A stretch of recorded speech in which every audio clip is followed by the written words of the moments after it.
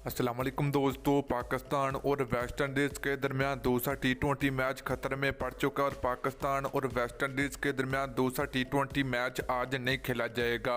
इसका शेड्यूल तब्दील कर दिया गया। दूसरा टी20 मैच कब और कितने बजे खेला जाएगा, वीडियो के अंदर आपको मुकम्मल तफसील आप लोगों को मिलेगी। तो दोस्तों, उससे पहले अगर आपने अभी तक से वीडियो को लाइक नहीं किया तो वीडियो को लाइक करें, उसके बाद चैनल को सब्सक्राइब करें और बेल आइकन जरूर अनेबल करें ताकि आप लोगों को मजीद क्रिकेट की वीडियो मिलती रहेगी।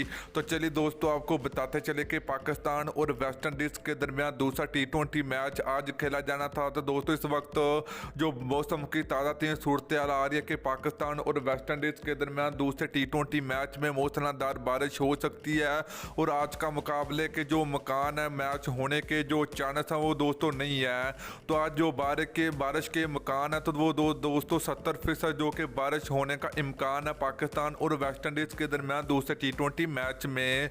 तो दोस्तों, अभी तक इस हवाले से बड़ी खबर नहीं आई कि आज का मुकाबला होगा या नहीं होगा, मगर जब आएगी तो आप लोगों को आगाह कर दें।